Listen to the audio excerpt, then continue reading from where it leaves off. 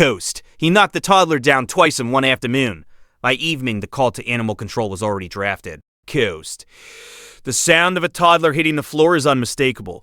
A dull, heavy impact followed by a half-second of shocked silence before the scream. When it happened the second time, from the kitchen where Adrian Castillo was finishing the dishes, she didn't walk to the living room. She ran. Ghost. Finn was on the floor, her 20-month-old son, face red, arms out, looking up at the German shepherd standing over him. Kaiser did not back away. He stood above the fallen child and lowered his head, nose toward Finn's face, and breathed in. Ghost? Adrian grabbed the dog's collar and pulled him back. Her voice came out louder than she intended. This was the second time in 4 hours. Ghost? Kaiser was 4 years old, 83 pounds, a dog she had trusted completely since he arrived at 8 weeks old. He had a working dog temperament, focused and calm, and in 4 years she had never seen him make contact with a person in anything other than play. He was trained, he was reliable. Ghost. He was the dog people complimented at the park without being prompted. Ghost. The first incident had happened after lunch.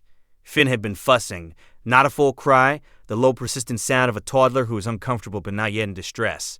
And Kaiser had crossed the room, positioned himself beside Finn, and then done something that Adrian's brain could not immediately process. Ghost. He bumped his body weight sideways into the child, firmly enough that Finn went down.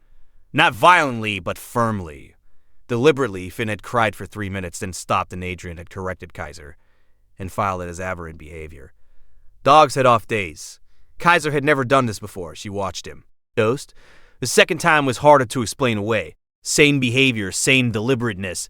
Finn crying, Kaiser crossing to him, the lateral body contact. The child on the floor, Kaiser standing over him, breathing in. Ghost. Her husband David came home to a draft email on her phone, and a dog in the back bedroom, and a toddler asleep in the bouncer. He looks like he's turned aggressive, David said, reading the draft. He knocked Finn down twice, Adrian said. Both times when Finn was crying. I don't have another interpretation. Ghost. David did not argue. He had no other interpretation either. They agreed on the morning, if you stay for stories about what animals sense before we do, you are in the right place. Subscribe so you don't miss the next one. Ghost. Finn did not sleep well that night. He woke twice. Both times inconsolable in a way that was different from his usual night waking. A higher pitch, a more urgent quality. Ghost. Adrian settled him the second time at 3:15 and stood in the hallway afterward, listening to the quiet and feeling the particular unease of a parent whose data is not adding up. Ghost. By 7 the next morning, Finn's temperature was 102.4.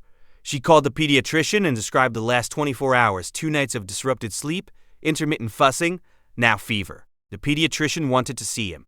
Ghost. Dr. Nnamdi Okonkwo, 8 years in pediatric practice, assessed Finn for 12 minutes and ordered a left ear examination that confirmed what he had already suspected. Acute otitis media, left ear. Ghost. A middle ear infection that had been building silently for an estimated 5 to 7 days. The tympanic membrane was visibly bulging. Ghost. Dr. Okonkwo sat across from Adrian and said, this would have been causing significant pain with any change in position.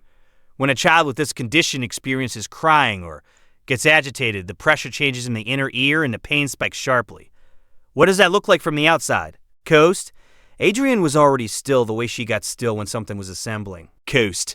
A toddler who can't localize pain, she said, who just cries louder, whose body language shifts to something physical because they can't say where it hurts. Dr. Okonkwo nodded. Ghost. Has your dog ever done something that looked 100% wrong and turned out to be completely right? Tell us in the comments. These stories deserve to be heard. Ghost. A middle ear infection produces a characteristic change in the olfactory chemistry of a child in pain.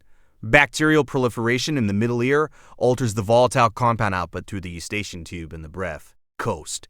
The pain response itself, elevated cortisol, increased adrenaline, produces additional detectable chemical changes in sweat and exhalation.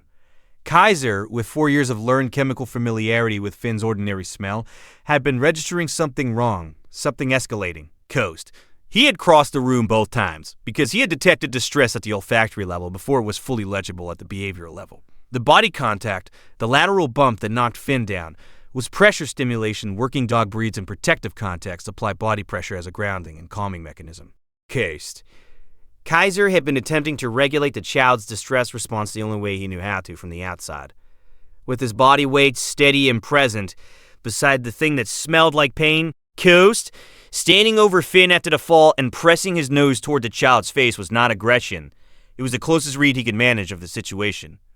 The dog trying to understand what was wrong with the small person in his charge. Coast. Every guardian deserves to be recognized, even the ones who never ask for anything in return. If stories like this matter to you, subscribe so you never miss the next one. Coast. Adrian deleted the draft email that afternoon.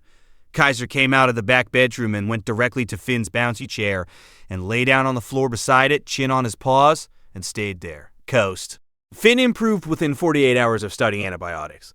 On the third day, he pulled himself up against the coffee table and bounced up and down in the way of a toddler who had gotten something back that had been taken from him. Kaiser raised his head and watched and settled again when the situation resolved into ordinary. Coast. The next story is about a dog who refused to let a toddler climb the stairs for 9 consecutive days before anyone understood what she had been smelling in the walls. Coast. Adrian sat with a deleted email and thought about interpretation, about how complete her certainty had been, about the space between what a thing looks like and what it is.